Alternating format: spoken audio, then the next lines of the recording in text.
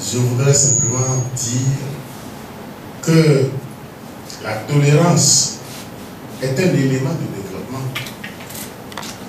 Que nous puissions accepter que ce sur quoi nous sommes sûrs soit contesté par celui qui est en face de nous. J'interpelle directement le premier qui est intervenu et qui a dit qu'il a été déçu d'entendre. Non, ne soyez jamais déçus d'entendre des choses que vous ne voulez pas entendre. Dès lors, vous avez été expliqué par une personne en face de vous, dialoguez. Expliquez-lui en quoi il a tort, amenez-le à épouser au besoin votre doctrine. Et si c'est lui qui a raison, ça va vous aider vous-même à vous remettre en cause. Parce que n'oubliez pas ceci. Bill Gates, et Bill Gates sait de quoi il parle. Bill Gates a dit que le succès est très mauvais professeur. Parce que le succès entraîne l'homme intelligent à se convaincre qu'il est infaillible. Le succès entraîne l'homme qui est intelligent à se convaincre qu'il est infaillible. La conséquence, tout ce qu'il fait est bon. Et pour le thème d'aujourd'hui, je ne veux pas aborder le fond, je remercie ceux qui ont mis l'accent sur les concepts qui n'ont pas été bien soulignés par les panélistes. La notion d'aménagement du territoire. Monsieur le directeur, vous l'avez mis, je ne veux pas aborder le fond, et d'autres l'ont repris. Et ensuite, le concept de sécurité humaine. Ces deux concepts-là. Maintenant, il y a un autre problème. Comment est-ce que le chef de l'État qui détermine la politique de la nation doit déterminer cette politique tout seul, enfermé dans son bureau tout seul? Non, ce n'est pas l'article 54 seul. C'est toutes les dispositions contenues dans la Constitution et les vieilles traditions de la démocratie qui conduisent le chef de l'État à déterminer la politique de la nation. Parce que là, si vous prenez cet article, vous vous fondez dessus, vous avez fait du juridisme. Or, le juridisme, comme on dit en latin, sumum ius summa injuria. C'est-à-dire, trop de droit crée beaucoup de préjudice. Trop de préjudice. Le droit n'est pas linéaire. Le droit est toujours éclairé par d'autres facteurs. C'est très important. Je m'arrête là. Maintenant, je dis ceci. Pour bien faire un aménagement du territoire, il faut le consensus. Il faut le consensus.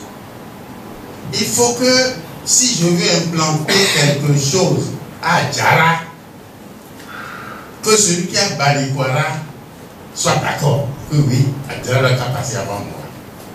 Et qu'on l'amène à savoir qu'il sera pour cet ouvrage dont il a besoin en 3e, 4e position. Quand on a fait à Djara, quand on fait ci, vous allez voir que ça va aider à construire une nation. Ça va amener, je crois que je vais publier ma communication parce que j'ai écrit tout ça là-dedans. Et ça a été exploité dans ce séminaire, mais je crois qu'il faut publier pour que les gens améliorent et qu'on voit cet aspect. Alors ceci dit, je suis heureux que l'IAGP ait mis ce thème et que Dieu a fait que je ne suis pas à l'étranger, que j'ai pu être là présent ce soir. Je voudrais ne pas vous remercier, mais vous expliquer que je suis heureux. Et vous tous, même celui que j'ai pris tout à l'heure, je suis heureux de l'avoir entendu. Parce qu'il faut tout ça. Il ne faut jamais rechercher. Rechercher rien que ceux qui vont vous louer. Non, jamais. Quand on vous loue trop et tout le monde vous loue, c'est de l'hypocrisie. Et ça crée l'hypocrisie. Parce que la peur sous laquelle on est dirigé, bon, je n'insiste pas pour l'instant, cette peur a créé des hypocrites.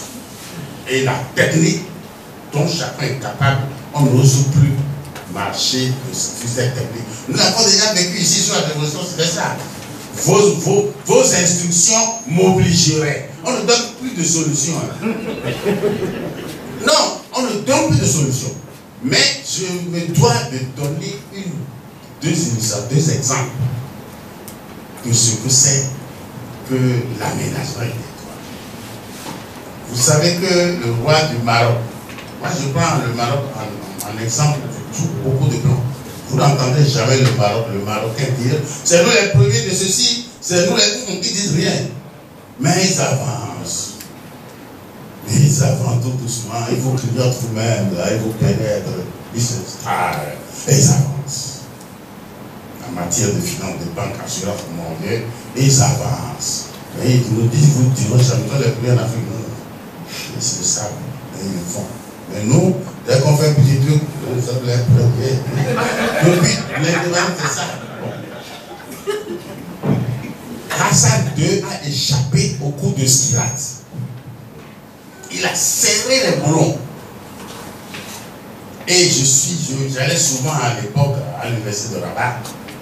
Et j'étais vice-président d'une association panafricaine de juristes et publicistes qui était basée à l'université de Rabat. Et j'étais arrivé à un séminaire à la fin des années 70 de Louis XIV. Le séminaire durait 3-4 jours. Alors, dans le séminaire, il y avait 2 collègues, tous 2 professeurs à l'université de Rabat. Quand l'un dit A, l'autre dit B ou Z. Quand l'autre dit Z, l'autre dit non, c'est A. Et tous les 2. Pourquoi le gars se concentrait sur. À la fin, je me suis incliné vers un prof de Rabat qui était mon voisin. Mais pourquoi ces 2-là ne peuvent pas se voir en peinture? On m'a dit, ah, les 2-là, ils animent leur parti politique pour les municipales dans la même commune. Donc ils sont concurrents. Alors, ils conduisent ça ici aussi. Ah bon? Il y a la liberté dans les communes aujourd'hui chez vous. Et c'est là que je m'y suis intéressé. Pendant que le gouvernement a serré au sommet, le gouvernement marocain a libéralisé depuis Hassan II, tout doucement, ils ont libéralisé les communes. À un point tel qu'ils ont voté une loi pour autoriser les communes à aller chercher le financement pour leurs projets. Donc la décentralisation est poussée au point le plus élevé au Maroc. Au jour d'aujourd'hui, allez vous informer, c'est pas par hasard qu'on a installé au Maroc à Tanger le CAFRAT pour l'étude des communes. Deuxième expérience que j'ai vécue 10 ans après celle du Maroc, c'est que j'étais mis à faire le monde. Et j'ai pris un jour, d'habitude quand je vais aux Nations Unies, je prenais Air France. Et avec Air France, l'ambassadeur venait me chercher à l'avion même. Et je sors avec. Mais quand on prend une compagnie américaine, l'ambassadeur est bloqué dehors. Et c'est une dame ou un monsieur de relations publiques de la compagnie qui vient vous chercher de l'avion et vous amène à votre bagage. Et moi j'arrive, je devais aller immédiatement aux Nations Unies où on m'a préparé un discours. Et la dame vient me chercher et m'amène au bagage, j'attendais ma valise. Et pendant qu'on était là, la dame me demande, vous êtes maire tout? Vous êtes maire tout? Ah, comment je réponds? Je dis, mais je ne suis pas maire. Je suis ministre, foreign minister. Et puis je réalise qu'aux États-Unis, ministre c'est un ministre du culte. C'est les pasteurs, les prêtres qui l'appellent ministre. Bon, alors je dis, I'm just like the state secretary of state. Secretary of state. J'ai dit secrétaire, elle n'a rien compris. J'ai pour conjuguer les affaires étrangères dans toutes les langues, sur toutes les couleurs, jusqu'à ce qu'elle m'accompagne pour me remettre à l'ambassadeur. Elle n'a strictement rien compris. Pour elle, je suis maire, mais je n'arrive pas à lui situer là où je suis maire. Alors quand j'arrive chez l'ambassadeur, avec l'ambassadeur, dehors, je pose la question à l'ambassadeur. Je raconte l'histoire de l'ambassadeur. L'ambassadeur me dit, mais ici, ils ne connaissent pas leur ministre ni leur président des États-Unis. C'est leur maire. Parce que toute leur vie, école, santé, tout, c'est leur maire. Voilà pourquoi, quand moi je suis présenté, j'arrive, on veut m'accueillir, c'est que je suis maire. Merci. Alors ça doit nous faire réfléchir. Ça doit nous faire réfléchir. J'en dis pas plus. Merci.